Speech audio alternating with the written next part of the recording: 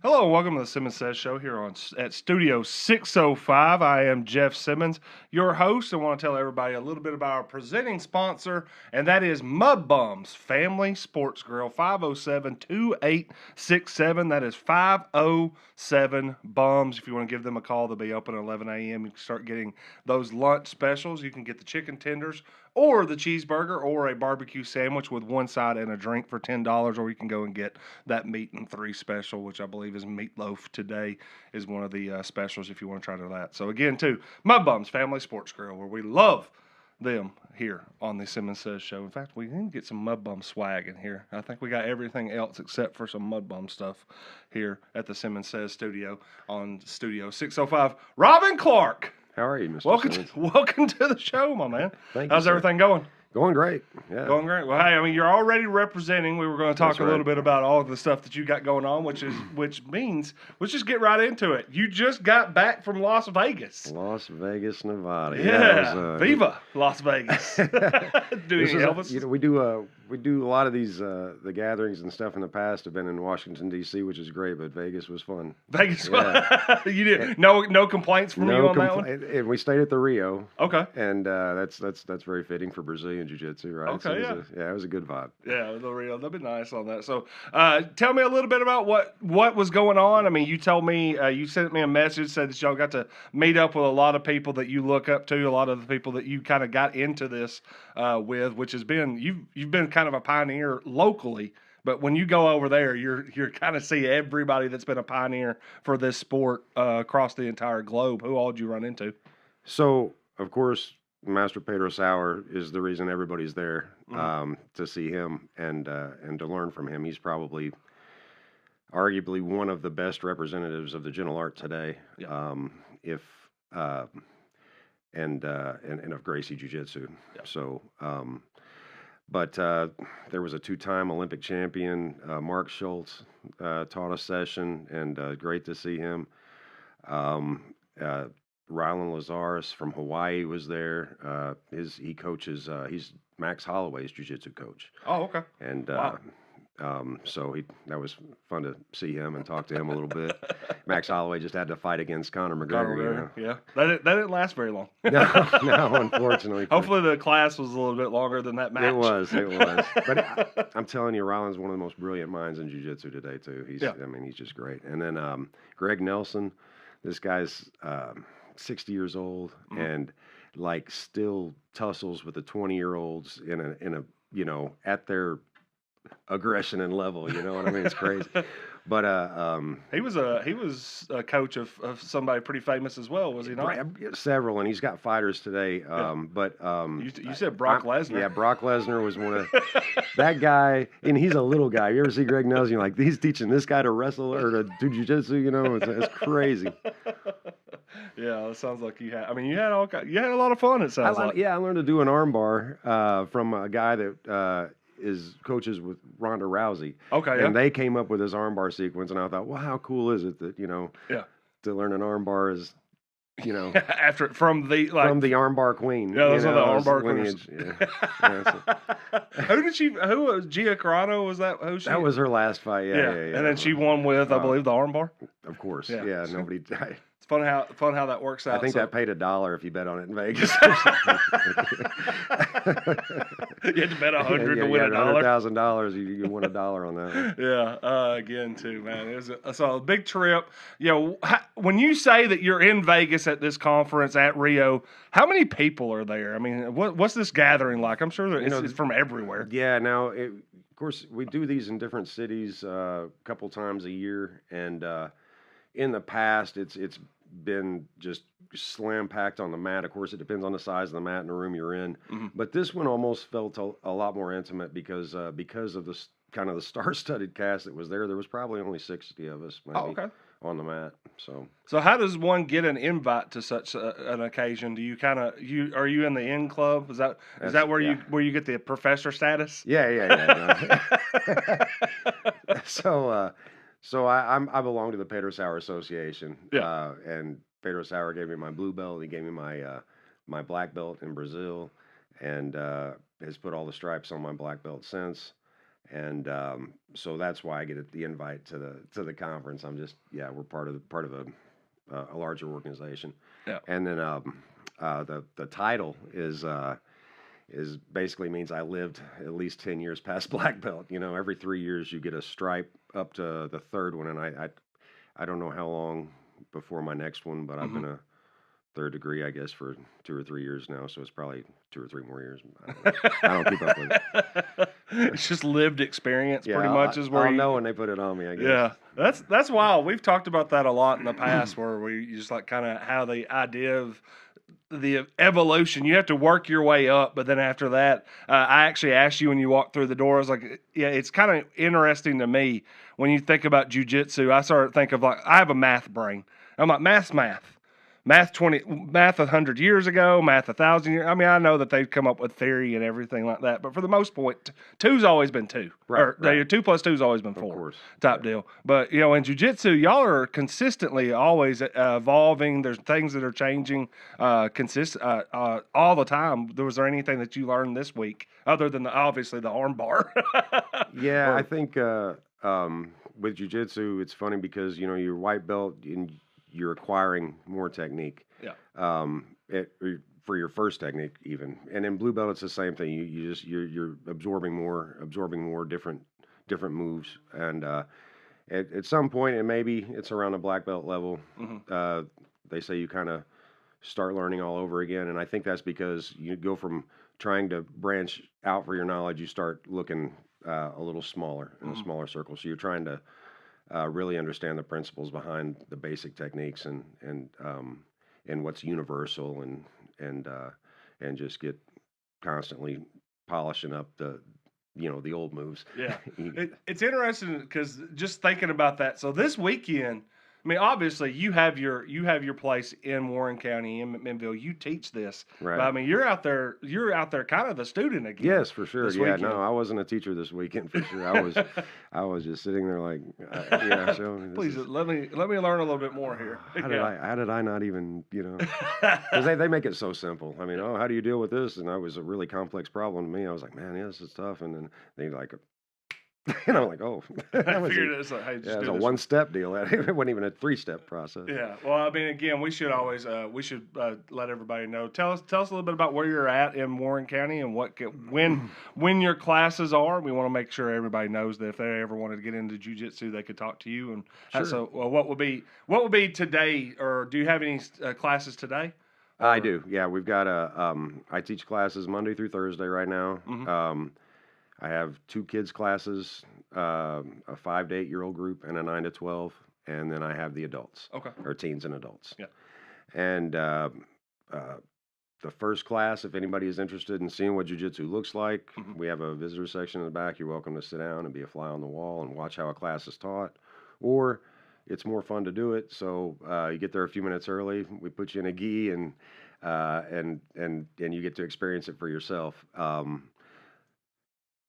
We're located downtown. Oh, you're downtown, man. Yes, You're a downtown guy. Yes, kind of like your brother Brett. Yeah, you love that. And we're right next door to the local restaurant. Is where you're going to come in. You see the big jiu-jitsu mural of the guy throwing the other guy. It's actually Elio and Carlos Gracie. Oh yeah, you told me that. Yeah. So that again too, if you ever want to come down, but if they wanted to reach out to you, website or anything like that, www.mcminnvillejujitsu.com. Yep. And or they can call me. My phone number's on the sign. It's my cell number, 931-261-4183. Yeah. How's that go for you, having your cell phone just out there on the middle of downtown? I mean, it's it's fine. Yeah. Nobody. I mean. Yeah. I might have messed up just now, but by saying it was my cell phone, but no. Mass communications now. they probably just thought it was the office number. Now they're like, I don't answer a lot of times, so if you leave a message. Yeah, we say that all the time here with go with like Silver Scissor and Tina Foster. You can call the number, but just leave a message. She'll get back with you. On that. That's how we screen out all the junk. Yeah, gotta know that. But again, too, you brought this in locally, and again, you've been doing this for a long time. But just for people that are first time ever hearing about this, you told me back in the day this was like VHS type deal. Yeah. It's like trying to get your hands on it. Like how much do you look back at that now and think, man, it's crazy that this is how this kind of even developed in the Middle Tennessee area? Because I mean, you're just like legitimately going and finding a movie or a teaching technique once a month or something like that. Well, no, I guess you talking about the VHS. I was, Yeah. um, I, Chuck Norris movies, man. That's how it started. Yeah. So I'm watching VHS Chuck Norris, I guess, and Yeah. And Bruce Lee, and but there was very little Brazilian jiu-jitsu, so I Okay. was doing Taekwondo and found judo at one point. I went to UFC #4 with some karate students. Okay. At It was in Tulsa, Oklahoma, and it was in an armory. It wasn't even in a stadium back then. And Not at the White House. It wasn't on that White House grounds yet. right. So I saw jiu-jitsu live in action way back then, but it just, man, the people that came from Brazil to do jiu-jitsu, they love jiu-jitsu and they love to surf. So they went to the coast, you know. Oh, okay. And it took a long time to kind of trickle in here.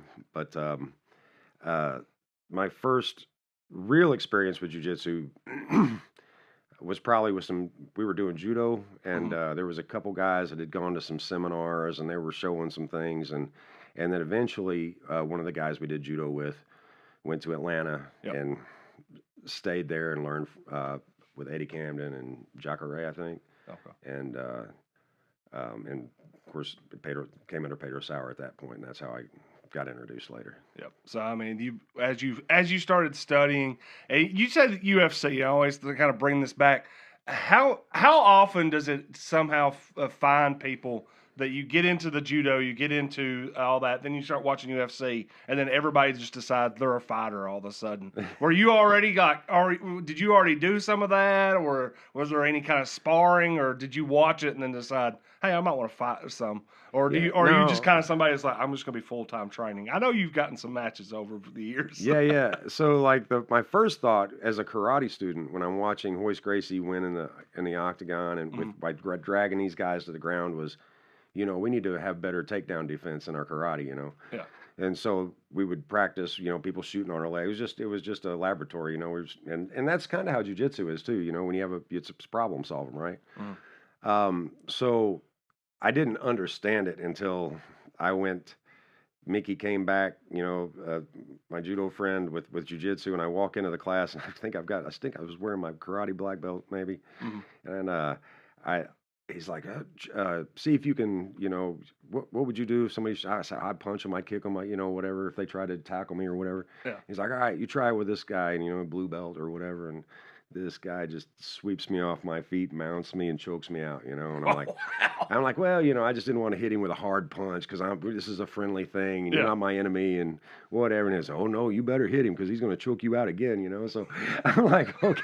So I bet it was just twice as easy the second time for him to do it, you know, and the third and the fourth, and then I took the black belt off, I threw it down, so I'm gonna learn this.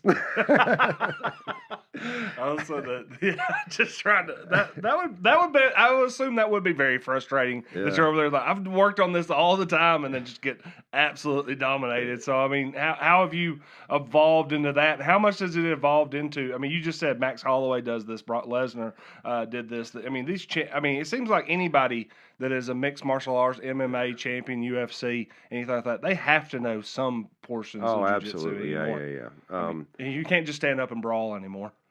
No, you need to understand the ground game, because what if you can't stay standing up, you know, or, you know, you meet your equal. What if he's better than you at standing up? Yeah. Ooh. Now you need the other dimension, you know. Yeah, that's the but just, you know, same thing for jiu-jitsu though too. You know, what if you can't drag the guy down, you know? So you better understand distance and striking as well a little bit. Yeah, I don't want to get. Yeah, that would be the one thing we were talking about it before the show, and everybody was, you know, they were trying to like, oh Jeff, look, we can do this. And I said, dude, I just don't want to hit the ground. So I don't know how good I would be at jiu-jitsu if I just want to stay standing up. Yeah, but the thing is everybody thinks, you know, their favorite guy in the octagon is a striker. Well, I would be a striker, or I would be this, or I would be that. You know, when you come to me and you say, Robin, I want to start training jiu-jitsu, I want to fight in the UFC, and you're 26 years old, I'll be like, man, you started about 22 years too late if you want to fight. Now, there's church league softball. You know, but I don't think you're going to be hitting the majors. Yeah, Maybe. I mean, you got phenoms. People are going to tell me that, and okay. yeah. Well, there are some. I mean, there are even some around the area. I think Sparta's been starting to something up about some little brawls and everything like Oh that. yeah, yeah. They're going back to. Do you ever think about that? Like, do you want to get back into it at all? Oh man, I hurt too much. Is that past? No is that past the? Is that past your time I think now? I'm on the other side of the horizon for competing at this point. I'm 51, so. But What if they had the age divisions? but there is, like I said, there's church league softball because I don't think about competing as much as I see guys rolling in class and being a little maybe this guy's being real aggressive and I'm like no try that with me and then so I just yeah. Yeah, you do a good job of simulate. You just simulate Yeah, the battle. yeah. I don't want to go to war anymore. I can tell you how to do it. Yeah, it's like, I don't really want to. I don't have to improvise any of this, but this very specific situation I could get into and I could teach you a little bit. But yeah. Jiu-jitsu, it's the gentle art. So I am still able, as a 51-year-old, to go out there and tussle and match moves and see who can catch who. Still play the game, and that's fun. And knock on wood, maybe I can do it another 15 years. Yeah, that'd be awesome. Yeah. Again, too. So how did the studio kind of form? What you're doing over there on downtown? How did that kind of come about?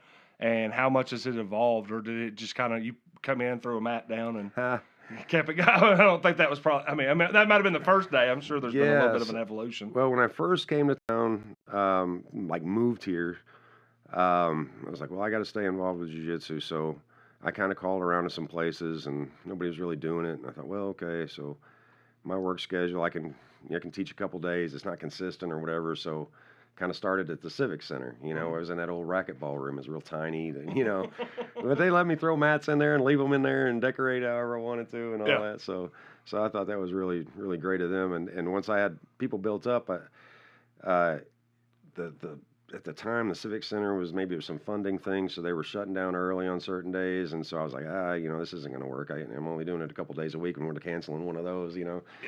So I rented a place on Spring Street, and then my neighbor across the street had a building at some point that they were going to put up for sale, and they came to me and asked me if I wanted it first, and I'm very grateful to them because that really set me on a trajectory there too, I think. So. Yeah, and then again, you've been over there. So again, too, if you ever want to go over to Spring Street and check it out, give Robin a call or visit his website, McMinnvilleJiu-Jitsu.com. Hopefully, you can spell jiu-jitsu. Yeah, Jiu. It's the Brazilian. You gotta jiu-jitsu. Yeah. You very fluent in Portuguese by chance? I am. I Duolingo Portuguese, or I used to. I was taking an annual trip to Brazil there for about 4 years in a row. I was going to Pedro Sauer's got camps like we did in Las Vegas, only there in Brazil, and it's 10 days of 3 days or 3 times a day training. So. Yeah. So it benefits to know a little bit of Portuguese. Yeah. And the good thing is Portuguese. If they didn't understand my English, I could say it in Spanish. I speak a little bit of Spanish. Okay. And then they could kind of meet you in the middle with the Portuguese. But everybody on the comp, there was a lot more Australians than anything else at my camps. It seemed it was the Brazilians, the Americans, and the Australians. That's a great combo, right? That was a lot of fun, man. Those guys absolutely a blast. I mean, I couldn't imagine all the the shenanigans y'all were getting into when y'all weren't in class out there. Again, to Las Vegas, y'all get to go there. Rio, did you get to have any? Obviously the classes or everything. Did you get to take any shows or anything? In Vegas, I went to the comedy club. It wasn't my cup of tea. The performer. That night, but did you get up and do it all? I mean, aren't you a stand-up? I said, comedian? wait a minute, sit down, guys. Let me show you how this. She's like, I got jokes. That's not funny. This is funny. Yeah, you live an interesting life, man. Man, I try. It's fun. Yeah, I enjoy it for sure. We were talking about it before, and again too. If you ever want to go on there, you can look it up on YouTube, where you got to go. You got to take a Uber drive. Point with a driver who has a really big following on YouTube. She has Tourette's. Yeah. So we've talked about this before, but how did that kind of come about? Because the video judo is funny. It's comical, Yeah. but y'all are also it's very heartfelt. She came in. It looked like you got to teach her a couple of things with jujitsu. Right. But No, yeah. how does any of that even come about? Gina's great. I don't want to ruin the shtick because she's an Uber driver that picks up random people, right? But I actually Yeah. met her the day before, and she's like, "Hey, you should take an Uber ride with me." I said, "Okay." Yeah. Yeah. But Yeah, no, I mean, I was gonna say, I think that you can watch it on there. You can definitely see there's some unsuspecting people. But y'all did get to, after the fact, you get to go bring her in and do all that. She threw you around a little bit, man. Yeah, man. No, Gina did great, man. She does her stick's kind of more comedic, and I wanted to put something in there for me too, because she's got a lot of views on her. Yeah, I was like, hey, videos. can we throw a Minville Jiu-Jitsu in here real quick? Yeah. We might get a couple extra clients on that. How does the retention for people that come to to come over there and take classes from you? Is it one of those things where me and Brett always talk about this when it comes to employees. And again, Mud Bum's Family Sports Girl, which is about to open up, 507-288-2867. He's like, hey, if I hire 3 people, one person probably will stick through when it's all that. Right. With jiu-jitsu, obviously, this is something that you might not in the very first day pick it up. Like, how often do you have people that if you have to tell them, like, if you'll do this for a week or if you'll just do this for a month? Is there ever a time where you're like, hey, if they'll get past X time, they'll be? I'm sorry. Oh, yes, they call it the blue belt blues, right? Because when you first come to class, everything is you're getting so much better so quickly because you had 0, right? And now you're learning, and you can see it and you can feel it. And then you get to blue belt, and you're like, aha, I'm now a blue belt. And then a white belt taps you the next day. And, I mean, you were a white belt 3 days ago, too, you remember? So that's the first, like, oh. And then it's, and then where before it was straight up, now you're rolling at the blue belts, and the blue belts are trying to level up, and the white belts are trying to get where you're at. So they're coming at you to kill you, too. So then you're like, yeah, blue belt for sure. If you make it through blue, you make it to purple, man, you smooth sailing. There you go. There you go, folks. So just make it through the blue belt blues when it comes to jiu-jitsu. I mean, are there any things that you start learning now that you feel like they've gotten easier and easier to teach as you have the evolution of everything and getting to go to something like, even this weekend, was there anything now that you came back and you're like, oh, I'm going to have it's got a lot easier to teach out there? Yeah, I just think it's how to, like, I'm making more connections in my mind about principles, and how they spread across jiu-jitsu. So I thought Ryland did a magnificent job with his session. He was talking about, he started out with a punch defense, and then showed how it was applicable from each position on the ground too. And so, for us, our basis with the Gracie Jiu-Jitsu and what I teach is self-defense. So you start from a survival. The guy wants to beat you to death or whatever, punch you, and how to survive that. And I think so. You take that principle and you're like, well, how does that jiu-jitsu and that's jiu-jitsu, and he did a really good job of. Yeah. So I mean, it's just absorbing the blows, keep them away from you on that. Well, how to frame with your arm, right? Because a lot, when you think of fighting or wrestling, you're thinking of pushing and pulling and even judo and stuff, where you're you're using the muscles, right, versus the skeleton. So if you learn to, like, if you're trying to keep somebody away from you, maybe this is not the best, but if you lock your arms, now they can't get closer, So you make a frame with your body. See, now you're starting to teach. And before it's all said and done, we might have to bring Rudy back here and teach a couple of things. All right, we could do that. Before we get into that too, and I've been thinking about this, and I've got some moves where you don't have to be nervous. Oh, okay. We'll show you some. We'll stand us up and see how this goes. Yeah, we might hopefully won't tear the room down if we try this here. I mean, hey, this is the good thing about having our set and everything like that. We can do whatever we want. Yeah. I mean, worst case scenario, we break a bunch of stuff over here. This is all mine anyway, so we're in good shape. My dad added a few things here. But as I look around here, though, I do see my picture of my mom. Happy birthday, Mom. It Oh, is my happy mom's birthday. birthday. I will not. I know how old she is. I will not reveal that information right there on live. On the live, she'd be very angry at me on that too. And again, too, Mud Bones, presenting sponsor of the Simmons Says show, where we are here talking with Robin Clark, a business owner in Warren County, and also a potential podcast host or anything like that. I don't know about that. We'll see. I thought that was supposed to be anonymous. Yeah. Hey. Yeah, I don't know, but no. Again, too, you're just you have all these things that you do across town. But one of the things is, as a business owner, you've been Mr. Warren County at one point. Yeah. How's that all go? I mean, like, what's it like being like in Warren County, being a business owner? I mean, everybody loves downtown, so you get to be that guy. Or are you still the contrarian when it comes to that? Or no, I think my dog's more famous than I am. Yeah. I walk my dog downtown. Everybody's like, "Oh, you're the guy with the dog." Yeah. How is that like? I mean, yeah, you just live I was gonna say you just live a very fun life. Yeah. No, I enjoy downtown. I knowing your neighbors and the convenience of it. My bank's right there across the street, and post office is right. It suits me just fine. I love people, so Yeah. I'm very social in that way. My dad's like, these neighbors are so close you could spit on them. Yeah, I was actually worried about that because I never told you where I was at, and I was like, man, if he tries to set up trying to walk to Main Street, it's gonna be a little bit further walk than he thought. But I mean, you probably could have made it all the way over here to Morrison Street. Yeah, I'd ask for a ride back.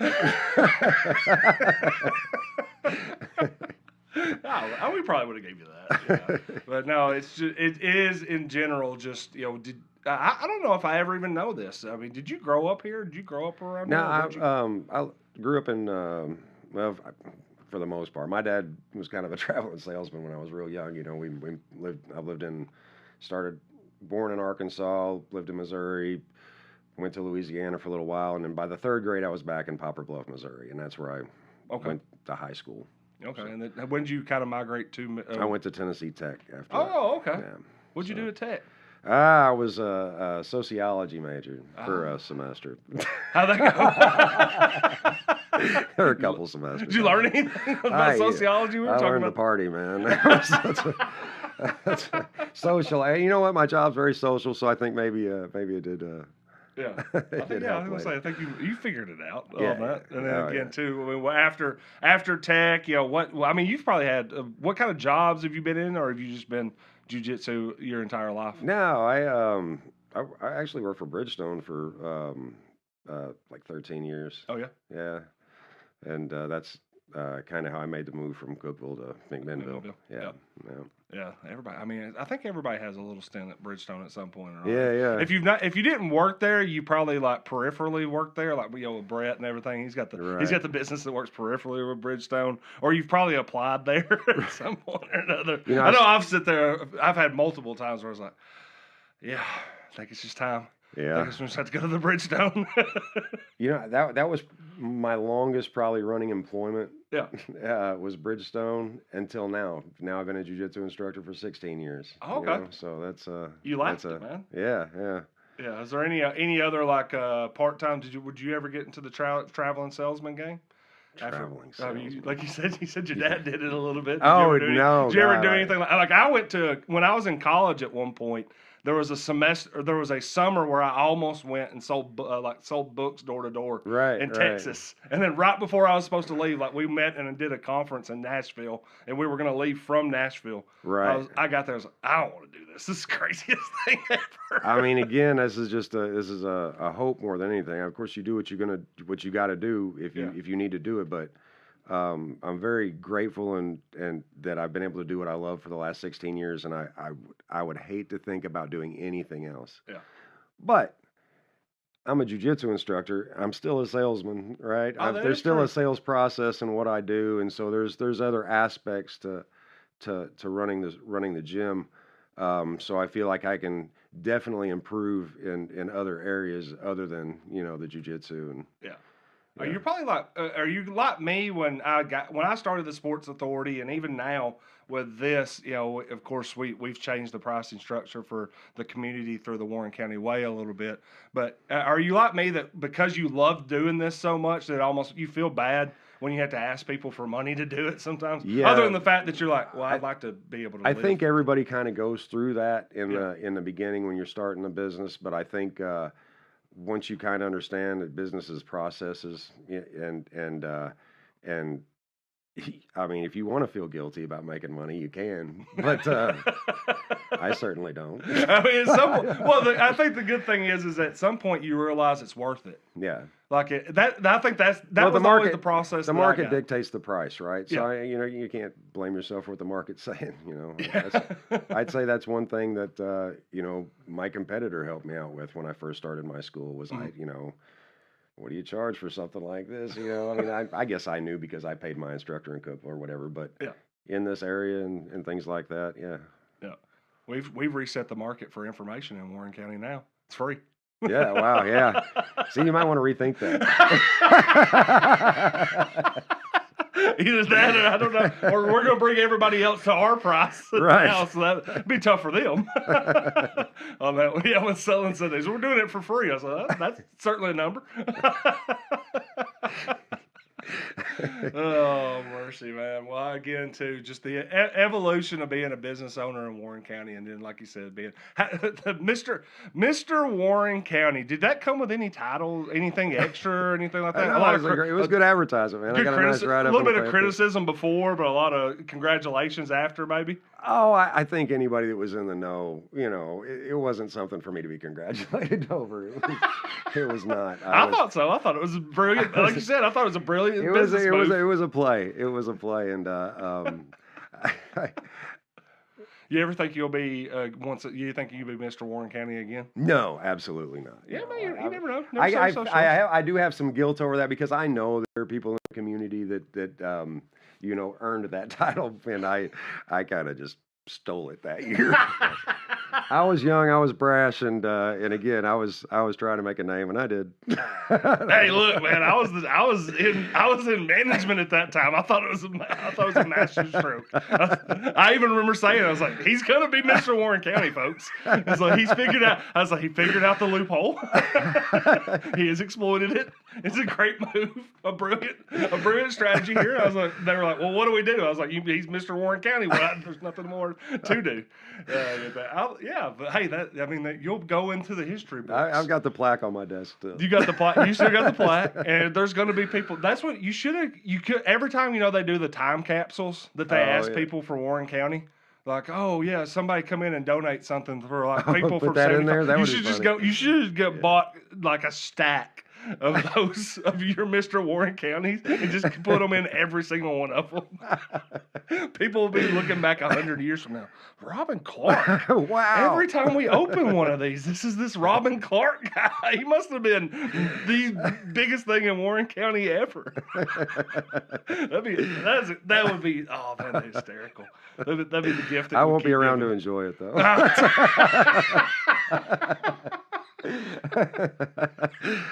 Oh man.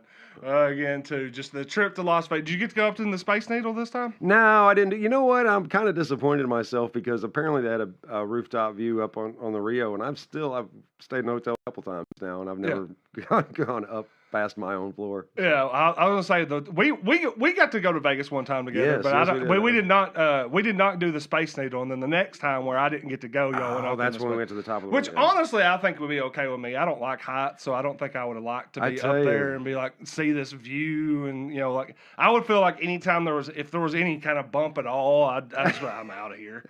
The thing the restaurant rotates, and you see the entire skyline, and it's really cool, but. The first time I went to that restaurant was right after 9/11. Mm-hmm. Oh. And the planes are kind of flying towards you a lot, and you paid a lot more attention to that at that time. The corner of your eye, you're looking the entire time. I was like, this is not good at all. Oh, wow, yeah. That's been, golly. Yeah. It's crazy how long it's been since that. I say right. I was a couple years after, but yeah. And two, but no, I would hate being up there. Like, what is it like? I mean, you said it's rotating the entire time. That's not I did that. Yeah. But you can take another elevator. There's to where? A roller coaster. Oh, no thanks, man. You didn't do the roller coaster? I didn't do I the feel roller like you would coaster. do the roller coaster. Man, I always shy away and I'm not into them. And then I'll go to a park and my girlfriend will be like, "Let's ride that," and I'm like, "I don't want to seem like I'm a sissy, man." So, and then I do one, and I end up loving it, and I make her do all the rest of it. You get the thrill. But nobody with me that time was like, "Hey, let's go do the roller coaster," so it wasn't my idea. You know? Yeah, that's nice. So it was one of those ones where you were never going to back down from the challenge. Right. You just don't, but you're not going to be the one that issues it. Right. I like that. Yeah, That's probably a pretty good way to go through life out there again too. Las Vegas. I've been out there a few times, and of course I think the last time that I was out there with that group, we were at Caesars. Oh yeah. Oh man, which is gigantic. Oh, I tell you, yeah. We're just over here doing tourism for Las Vegas. I'm just walking around looking at the artwork and the statues, thinking, my gosh, there's no shortage of eye candy. There's no shortage of things to do. There's stuff going on. There's famous people singing at every hotel. You know, I mean, Yep. Well, I mean, again, too, if you ever want to go out there, it'd be a good time. Just go out there whenever Robin and them are doing a big Brazilian jiu-jitsu thing showcase. When's the next kind of big event? I mean, you said that y'all kind of do them. I heard a rumor that next year's might be in North Carolina. That'd be an easier trip. Maybe Mark Kukro's school. Okay. And maybe it's going to be later in the year. Again, I just heard whispers so far. I haven't seen anything in writing. So Nashville's building that new big stadium here soon. Maybe y'all commandeer it at some point. The stadium? I don't know. Well, yeah. We don't need a stadium yet, but that'd be awesome. Yeah. If you had every single Brazilian jiu-jitsu student in the entire Southeast showed up in Nashville for a weekend. Right. Yeah. Oh yeah. I mean, there'd be some brawls on Broadway. Probably not. Probably the most peaceful that street's ever been. You're probably true. Yeah. It's probably true. A lot of people that will beat you up but don't want to. Oh my God! I'm like I was mentioning some of those guys earlier. You will not meet kinder, nicer people than Pedro Sauer and his, those black belt students that I mentioned earlier, Rylan Lazarus. I mean, you talk about Pedro. Every time we go to his school, the instructor's always like, one of the Gracies, Holker Gracie in Brazil. He'd be like, "This is a very humble guy." That's what he kept saying about Pedro, because Pedro's just he's always got a smile on his face. Yeah. And that's the way Rylan is. Greg Nelson, if you ask him a question, he's not just, overlooking you. He stops and gives you his attention and his time. And I'm very fortunate to get to kind of train with my kind of childhood heroes, I guess, Yeah, I think that's something that you've pointed out a lot when you talk about that is there's a lot of people that could be, cocky or confident and everything, but it seems like it's it's always a very humble practice amongst everybody, that everybody's very giving when it comes to that. Because you're wearing the shirt right now. I mean, that is a guy right now that if he wanted to kind of walk around and be like, I'm sorry. I mean, I'm Pedro Sauer. Please don't bother me. But he sounds like he's a very gracious person. Oh, yeah. Amongst everybody. And now that being said, he's somebody that you probably don't want to make mad on the street if you ever. Well, he's 70. Well, for me, that'd still be a bad day for me. But you look at that guy move on the mat. You know what I mean? He's incredible. Yeah. But I tell you how generous. This is a quick story from Vegas. Go ahead. I go to the ATM machine and they lock my card. I guess they're like, wait a minute, this kind of later. You shouldn't be getting money out of a machine in Las Vegas. You're supposed to be in Tennessee. So I'm on the phone with the bank to explain to them, and they put me on hold for like 15 minutes. Yeah. And I was on my way to the dinner. Okay. And so I just stopped outside the door, and then Pedro Sauer, "Hey, Robin," when he because the invitation said cocktail casual. Yeah. And so I'm in a suit, and everybody else is in shorts and t-shirts. But he's like, "You a doctor or something?" And I'm like, So I kept having to explain. Cocktail casual says right here. You Yeah. know? So yeah. But I said, I'm sorry. He said, let's go to the party. And I said, I just got to clear this up on the phone real quick. And he said, what's going on? I said, they locked my card. He said, you need another card? He was reaching in his wallet. I was like, he's going to give me his ATM card? I don't know. I was like, no, I got it covered. Well, how many you got? I don't know. Maybe I do. What's the limit on yours?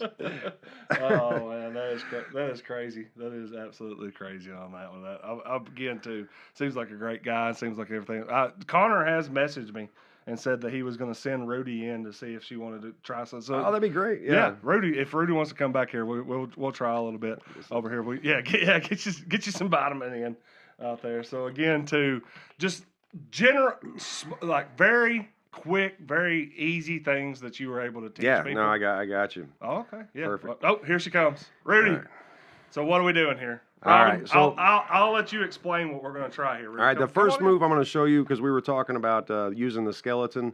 Yeah. And making frames with the body, and I was going to give you an example about that. And maybe this is just going to be the situation is I want to give you an unwanted hug, right? And you're like, hey, you a good guy, but I don't want to hug, So this is a good, simple way to make a frame with your body. You ready? Okay. I'm ready because I'm going to be, I think. Yeah. All right. So this will be my frame. I'm going to step forward a little bit. I'm going to put my arm like this, and then I'm going to connect my arm like this, right? And I want you to do that now. Step forward with one foot. Give me your arm, connect, good. And now she's making a pretty solid frame with her arm. So this is I want to give her oh, no thank you, I'm good, so you don't have to be mean. You're like, ha, but you can just, oh, thank you very much, I don't want to hug from you, So I think that's a good way to make a frame and a very, hey, how are you? Yeah. Oh, sorry. Rudy's like, I'm going to use this. What else we got? So that's one example of a frame. Now, it's more intense, and I want to give you a smack. Oh, wow. So now we're going to make the frame like this, just like you did before. Yes, only with this hand, because I got two hands. You need both. You need one for over here, too. Right. So if I go to throw the punch or the smack, you're going to connect here with the wrist bone forearm right there. Yes, that's the block. Good. That's perfect. Yeah. Now, because you don't want me to constantly pull this back and throw another punch, find a better angle. You're going to be sticky too. So when I throw the punch, you're going to block and you're going to be sticky. Grab my arm. Perfect. Yes. Now, freeze. I try to touch your face, raise your elbow a little bit. I try to come under, lower your elbow a little bit. I can't get to her face. Now we could be doing this on the other side as well. Rudy is absolutely on this. You know what I'm saying? So I'm just over here standing back. I'm just standing back and watching, getting to learn everything here. So Rudy, have you learned? Could you do this out in the streets now? Yeah, for sure. You could definitely. Rudy, Yeah. again too. We got Rudy the Arm in here that's been helping us with the Warren County Way. Rudy, thank you so much. We got any one more or anything like that? I got a good one for leverage. Okay. So when somebody grabs your throat and they squeeze, I love all these scenarios that you pick out. the choke, right? Yeah. The choke. So if you go unconscious, you can no longer defend yourself. So first thing, you got to stay conscious. So you need an escape because it takes about 4 to 7 seconds of squeezing before you go unconscious. So you need a move that works. And so here's your move. I'll demonstrate. Tight neck, step back, and take your head under the arm and out. Right? So you want to try with me? Yeah. Oh. Sure. So kind of your hands come up because you're going to make a small tight neck, kind of ugly neck. Yeah. Now you're going to step back. And now you're going to make a U with your head and come out by Jeff there. That's perfect. You're ready for this move. So, let's come forward just a little bit. If I grab you by the neck, tight neck, step back, go under my, she'd be a great jiu-jitsu student, man. She might be. You leverage your whole body against my thumbs. Yeah. So that's jiu-jitsu. Yeah, and if she was trying to take me, if she needed to do one of these chokes that everybody talks about, we could. Do I need to? If I move my chair right here, right in front of the camera. All right. So we're gonna. So. And I need to explain this. This move, known to most as the rear naked choke is also called matalio in Portuguese, which means lion killer. Oh, lion killer. I don't think I'm a lion. So I need to explain one thing about the tap, right? So when she squeezes your neck, so that she knows you know it's effective. You tap her arm, and something you should know about the tap is that when somebody taps you, you should let go. Right. Okay. Yeah, So, Rudy, let go. If I tap, you gotta let go. I got you, Jeff. Until today, right? It starts after the show, right? I'm already nervous. What was that? What was that? What's the neck move? I want The to see. tap starts after the show, Jeff. Don't Okay. forget. So if I can go off camera here. Yeah. I'm just going to stand behind him. And the first thing you're going to do is you're going to kind of connect your shoulder underneath his ear a little bit. Yeah. And now wrap that arm all the way around his Uh-oh. feet. Yep. Now, that hand that's up is waiting to grab your bicep. Here. Good. And now you're going to comb his hair all the way back and put your knuckles on the back of his head. Oh yeah. Turn can your tell. hand over. Yes. Turn all the way. Snuggle your elbows closer together. And now, like you're trying to do a row. Oh yeah. That's pretty good. It was the way he said the comb the hair. I was like, yeah, I'm starting to turn red. Well, I think. 4 to 7 seconds. yeah. Yes, We were at two. We were at two A there. little disappointed that he tapped. Well, folks, again, too, Robin Clark, appreciate you. Yeah, I appreciate you. Rudy, Thank you for having me. thank you so much. Thank you, Jeff. I am Simmons Says. This is the Simmons Says show, and my brain's not really working anymore on here. But again, too, for my bums, family sports grill, 507-2867. Come back in, man. It's still free. You can come over there. But again, to Robin Clark, again, tell them where they can see you. You're going to be on right downtown, the old part of town. You'll see my mural. We're next door to the restaurant. It'll be okay. My legs touching.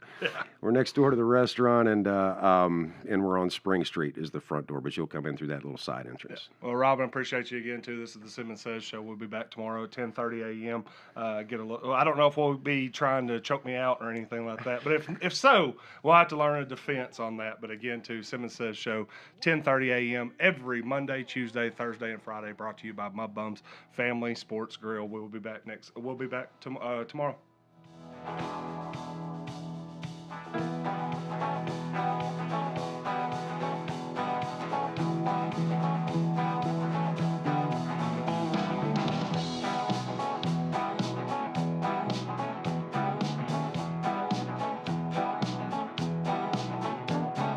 Well, I can't help it, baby.